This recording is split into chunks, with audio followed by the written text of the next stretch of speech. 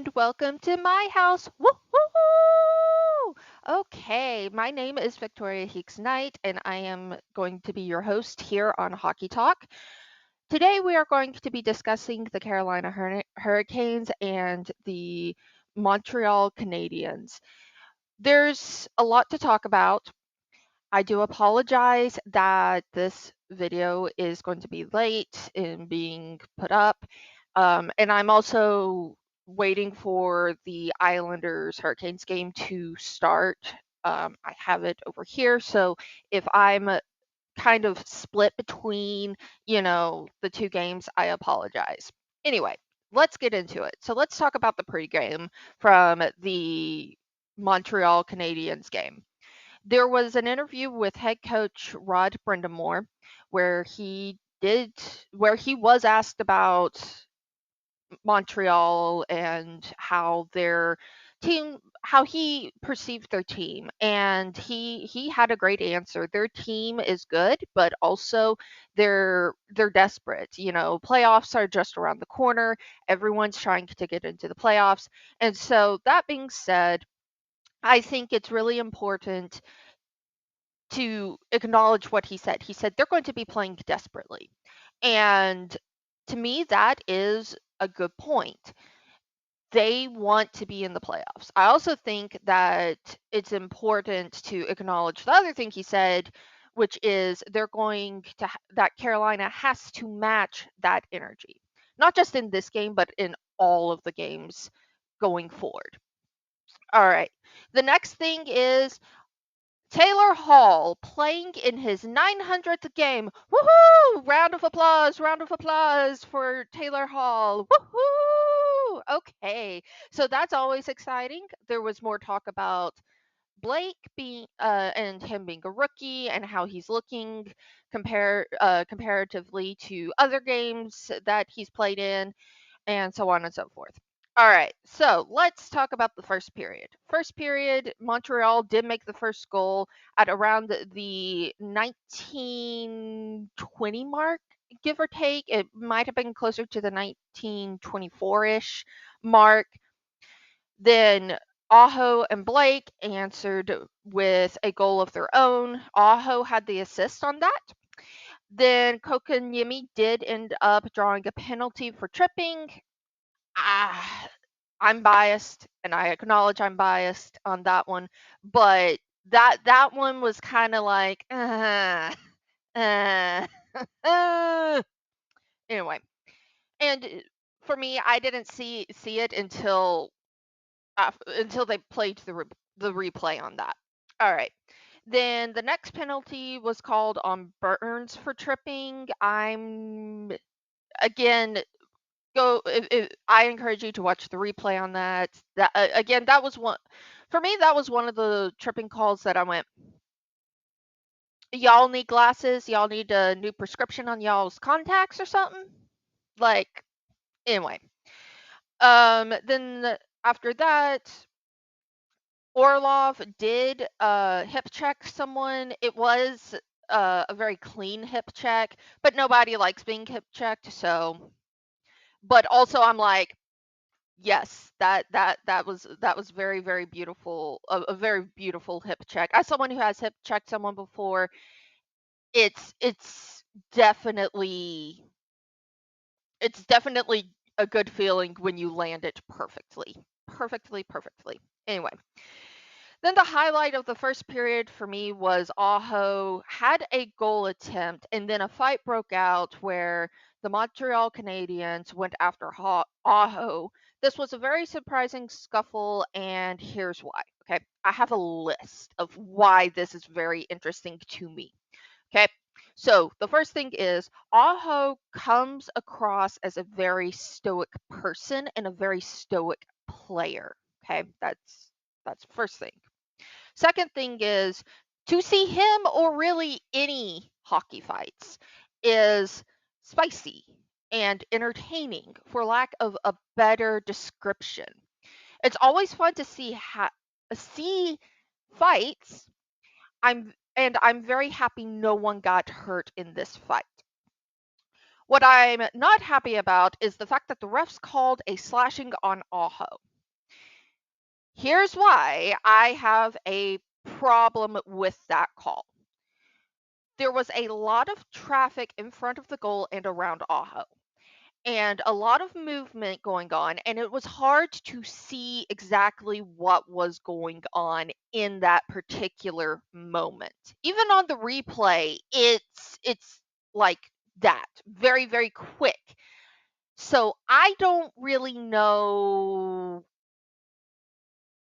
if that like I don't know if that was a justifiable call. Yes, yes, someone would have to, for lack of a better word, a penalty definitely needed to be called. Was that the right one? I don't know. And I'm not saying this because I'm a Hurricanes fan and I have that bias. I'm saying that because I legitimately could not see a penalty because there was so many moving parts. Okay? However, it did look like Aho made a goal attempt from like kind of behind the goal, but whatever happened, it ended up in a fight. As soon as Aho made that goal attempt, he was swarmed by Montreal's players. His helmet was knocked off, and once the refs got it broken up, the refs appeared to say something to Aho, and they had a brief back and forth between them. Needless to say, it wasn't pleasantries. Mm-mm, mm-mm, mm-mm. And no, there ain't no way that was pleasantries. Lord child, no. Mm-mm. Then it was announced that they're calling a slashing penalty on Aho. Again, I don't know if that was the right call. I'm not a ref. I don't exactly know what they saw. I was watching the game live and saw it happen live, and I saw the replays multiple times, and I'm not even 100% sure what I saw.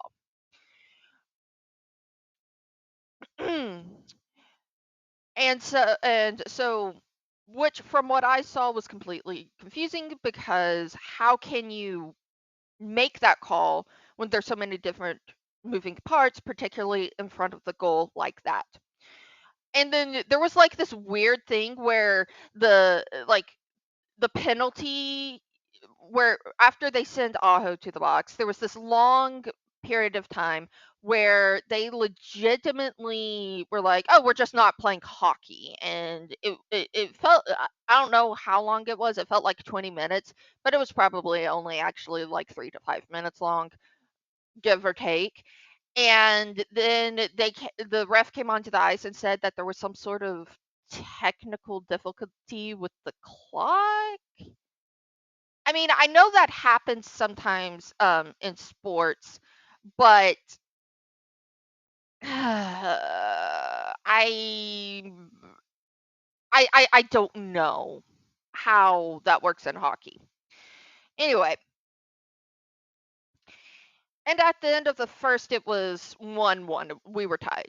So in the second period, Taylor Hall got a goal, and so did Aho. So that was great for both of them. Aho in particular, especially after that questionable slashing call.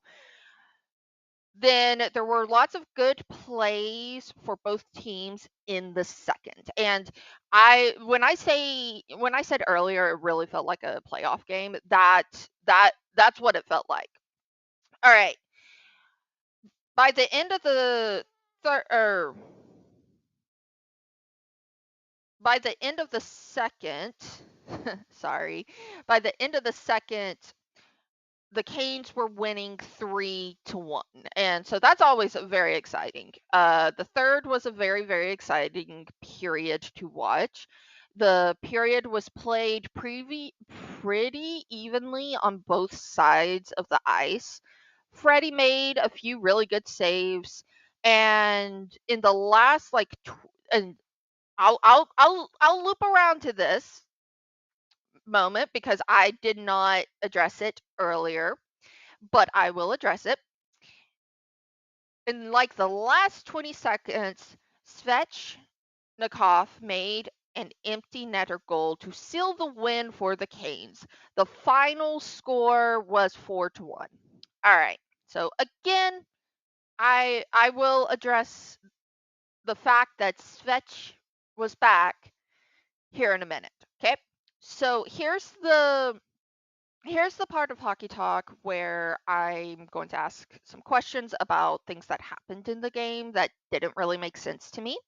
So here's my question and sort of questions that came from that question. So if you know the answer, please be cute and put it in the comments. We're all about learning here and everything. So here's the overall question. Why did the Montreal players keep going to the back going behind the net and keep camping out there? Okay, so that's the overarching question. The next question I have is, it happens every so often in games where players will go behind the the the net with the puck and stand there. But they typically move the puck out of their zone, or they move with the puck within a few seconds, maybe minutes after getting the puck behind the net. Then are other times when opposing players will challenge the player behind the net. That that doesn't always happen, but sometimes it does. And here's what I'm asking. What am I missing here? Like, I always thought it was like pausing the game so that there could be a reset or a line change.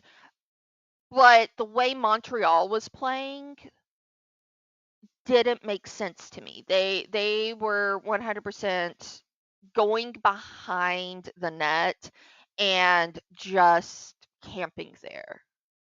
So for long periods of time. So I don't know what was going on there. Anyway, all right. So this is the last little bit. This is my favorite moments from the game. Okay. All right. So this is the part of Hockey Talk where I am going to talk about my favorite moments. All right. I promised I would talk about this later, and later is now. So Andrei Svechnikov was back! Yay! Round of applause, round of applause. Woohoo! Yay. All right. So he was back. That was one of my all time favorite moments was the fact that he was back and healthy and playing. He did give an interview in between the end of the second and start of the third where he talked about, he's happy to be back and we're happy to have him back. Then again, another round of applause for Svechie. Woohoo! Getting an empty net goal on his first game back since being injured. Another round of applause. Woohoo! Okay, sorry. This is very, very, very exciting. The next thing would be Svechie throwing a guy into the wall. And again, I'm glad no one was hurt or injured, but that's always fun to see. Um, One of the funniest moments in this game for me was when Freddie saved a goal by snowmanning on the puck. I laughed so hard when this happened, and here's why it was so funny.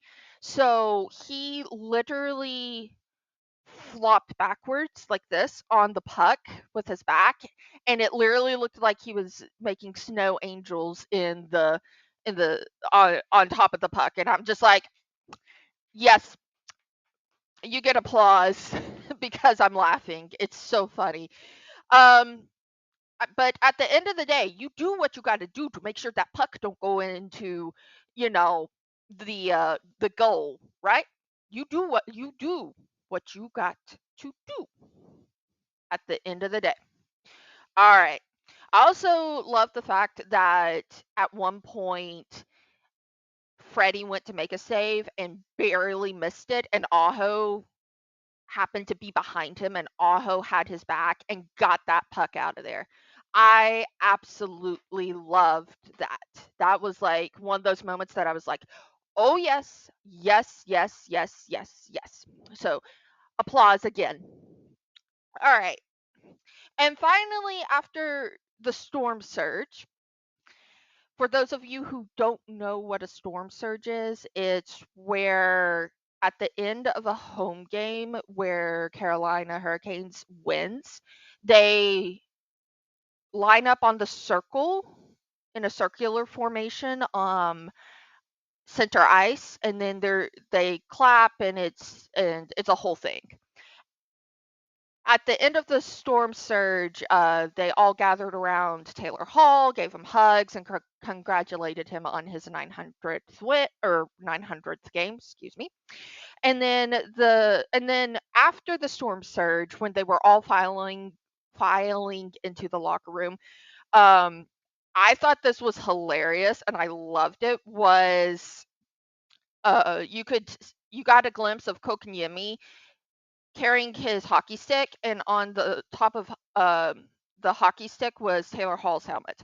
I was like, okay, yep, this is hilarious. This is great. I love this. I have to say something about that.